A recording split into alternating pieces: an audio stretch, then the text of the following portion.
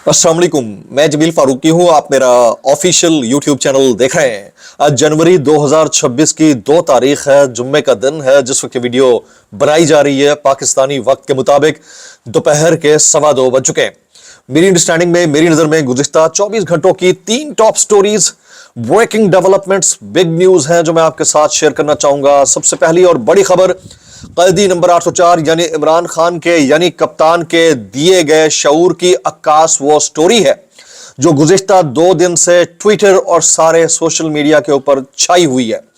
It is not over नामी जो article है उसके मुसन्निफ को शायद पहले कोई जानता था या नहीं जानता था, लेकिन उसके शेयर किए जाने वाले आर्टिकल ने पटवार खाने के ऊपर न सिर्फ बिजलियां गिराई हुई हैं बल्कि पटवारियों के लिए यह जुम्मा मजीद भारी कर दिया है। उसकी डिटेल्स क्या रहेंगी, तफसीलात क्या रहेंगी, वो मैंने आपके साथ शेयर करनी है। इसके अलावा कैदी नंबर 804 यानी इमरान खान साहब की रिहाई और उनके साथ होने वाली मुबैना या मुमकिना गुफ्तगू या फिर उनको दी जाने वाली मुमकिना या मुबैना ऑफर से मुतालिक मजीद डिस्कोर्स शुरू हो गई है। कुछ पॉइंट्स मेरे पास भी आ रहे हैं कि ये वाला साल भी खान साहब को बार बार ये कहा जाता रहेगा कि मेहरबानी करें आप बनी गाला शिफ्ट हो जाएं, मेहरबानी करें आप जमान पार्क शिफ्ट हो जाएं।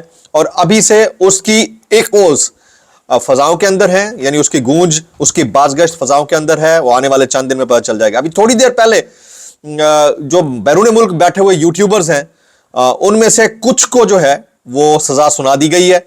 वो सजा क्या है, उसकी तफसीलात क्या रहेंगी, डिटेल्स क्या रहेंगी, वो भी मैं शेयर करूंगा। इसके अलावा कुछ वायरल ट्वीट्स, वायरल बयानात, इसलिए गुजारिश है आपने वीडियो को शुरू से आखिर तक देखना है। एक और गुजारिश, अगर आपने चैनल नहीं किया अभी तक सब्सक्राइब जरूर सब्सक्राइब कर लें। बेल आइकन यानी घंटा या घंटी अपने अंगूठे उंगली या साथ रखे डंडे से दबा सकते हैं। इसके अलावा व्हाट्सएप चैनल का लिंक हर वीडियो डिस्क्रिप्शन के अंदर मौजूद होता है, जाइए उसको क्लिक करके ज्वाइन कर लेंगे। आपको हमारा राब्ता बेहतरीन तरीके से हो सकता है। जिस तरह इस वक्त इस मुल्क के अंदर निज़ाम चल रहा है, वो निज़ाम बहरहाल पूरी दुनिया का किसी एक हस्ती ने चलाया है और वो चला रही और तक क़यामत चलाती रहेगी। कोई तो है जो निज़ाम हस्ती चला रहा है, वही खुदा है। और जब उस खुदा के हुजूर कोई भी एहतजाज बगैर किसी आवाज़ निकाले पहुंचता है तो उसका असर होता है। तो फॉर्म 47 के वज़ीर आज़म ने आपको जो एहतजाज का तरीका बताया है उसके ज़रिए आप करें ना करें, लेकिन जुम्मे की मुनासबत से आप उस बारगाह में उस रब के हुजूर दोनों हाथ उठाकर अगर दुआ करेंगे तो हो सकता है सुनी जाए, और अल्लाह करे सुनी जाए और नौजवानान के साथ खासतौर के ऊपर जो नाइंसाफ़ी हो रही है वो रुक जाए। जनाब, सबसे पहले कैसर खान निज़ामानी यानी फजीला कैसर के जो साहबजादे हैं, इनका नाम जुरैन निज़ामानी है और ये PhD कर रहे हैं, फॉरेन के अंदर होते हैं। और इन्होंने एक आर्टिकल लिखा दी एक्सप्रेस ट्रिब्यून के अंदर, इट इज़ ओवर नामी ये जो आर्टिकल है ये इस वक्त टॉक ऑफ द टाउन है। हर बंदा तकरीबन इसको शेयर कर रहा है। शायद ये एक नॉमिनल से डिजिटल पोर्टल के ऊपर छपता तो इसको बच्चे को ना कोई जानता ना पहचानता, ना इसके ऊपर कोई बात कर रहा होता, ना ये कोई डिस्कोर्स या डिबेट जनरेट होती। लेकिन जैसे ही ये वावेला मचा है कि वो आर्टिकल रिमूव करा दिया गया है मुबैना तौर के ऊपर, उसके बाद ये टॉक ऑफ द टाउन है। अच्छा, अब ये कैसर खान निज़ामानी, फजीला कैसर और उनके साहबजादे तीनों के लिए ज़ाहिर है मुश्किल का बायस भी हो सकता है अगर वाक़तन ऐसा कोई वाक़या हुआ है। Otherwise it's a good publicity move. और फिर उसमें उस बच्चे ने वाक़तन लिखा बहुत अच्छा है। जो बातें उसने की हैं बगैर किसी का नाम लिए, जितना मैंने पढ़े हैं तराशे, पता नहीं अब डिटेल में पढ़ूँ, शायद उसके अंदर कुछ हो भी, लेकिन मेरी नज़र में एक राइट आर्टिकुलेटेड किस्म का ये कॉलम है और उसकी तारीफ जो इस वक्त सोशल मीडिया के ऊपर है टॉप ट्रेंड कर रहा है। आ जाते हैं दूसरी स्टोरी के ऊपर। मेरे बहुत सारे दोस्तों के जरिए मुझ तक ये मालूमात पहुंच रही हैं कि अभी भी कहीं ये सेंस प्रेवेल कर रही है, ये भी जुम्मे के दिन जो है पटवार खाने के ऊपर बिजलियां गिराने के मुतरादिफ है, कि किसी तरह खान साहब को ऑफर्स के ऊपर कन्विंस किया जाए कि या तो वो मुल्क से बाहर चले जाएं या फिर बनी गाला या जमान पार्क शिफ्ट हो जाए और चुप करके बैठ जाएं और इस निज़ाम के मामले को मजीद जो है वो ज़ेर बहस ना लाएं, खामोशी अख्तियार करें। जिस तरह मियां नवाज शरीफ साहब ने कुछ अरसे के लिए खामोशी अख्तियार कर ली थी और ख़ुद ब खुद चीज़ें ऑटो के ऊपर उनके हक में चली गई थी वक्त आने पे। तो क्या खान साहब ऐसी किसी मुमकिना मुतवक्के या मुबैना डील या फिर ऑफ़र की कबूलियत के लिए राज़ी होंगे? जितना मैं इमरान खान साहब को जानता हूँ, खान साहब will never go for any settlement. مجھے جتنا پتا ہے.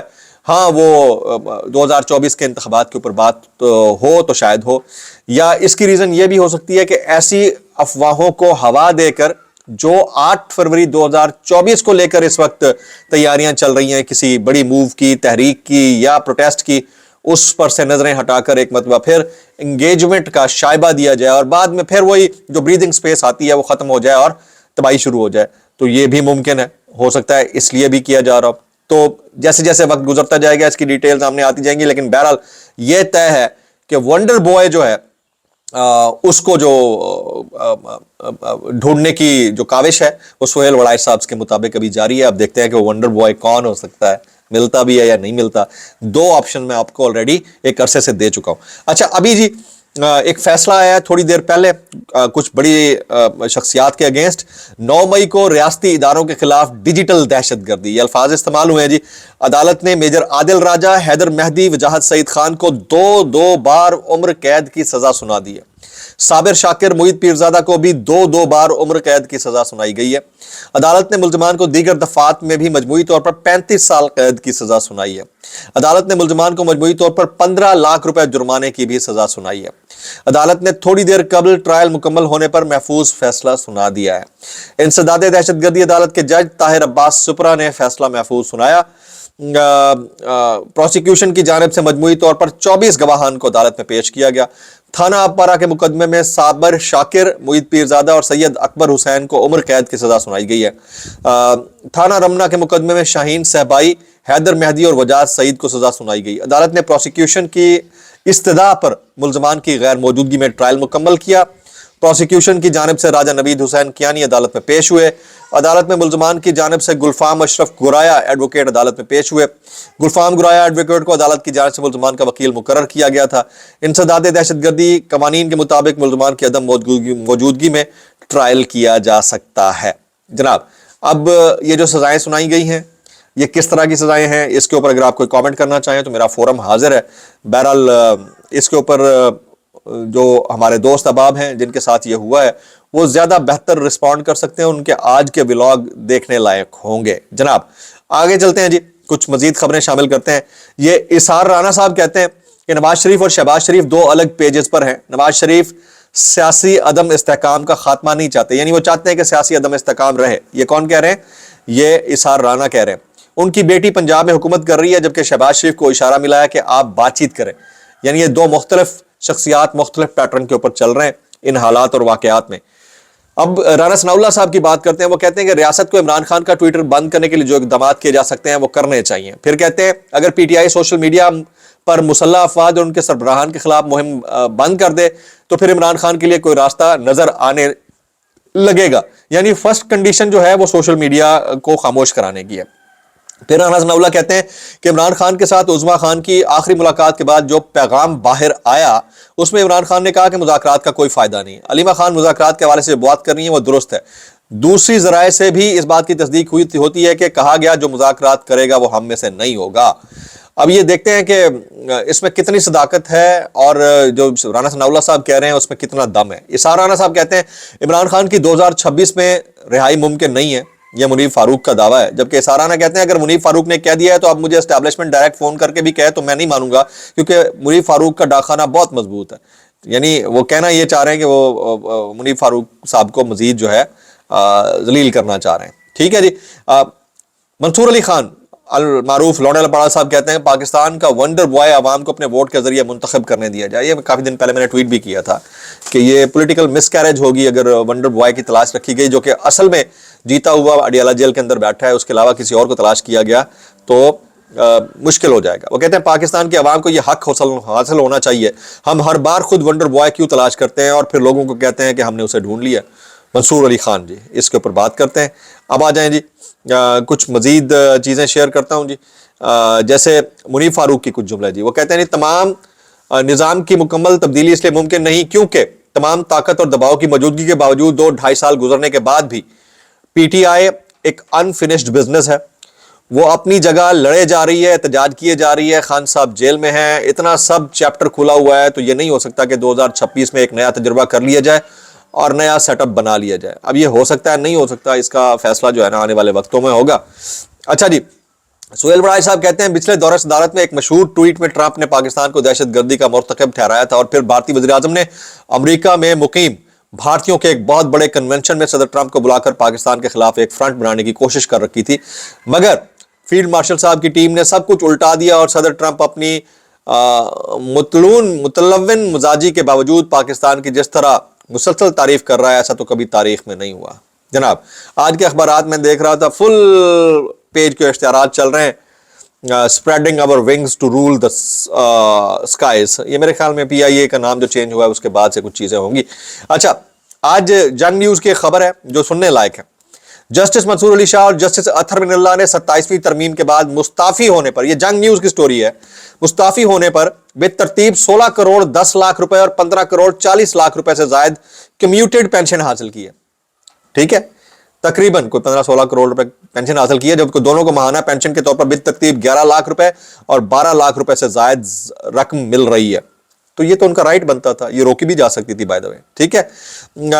وزیر قانون اعظم نذیر تارڑ صاحب کہتے ہیں کہ 26ویں اور 27ویں آئینی ترمیم پر تنقید تو کی جاتی ہے مگر یہ نہیں بتایا جاتا کہ ان میں غلط کیا ہے۔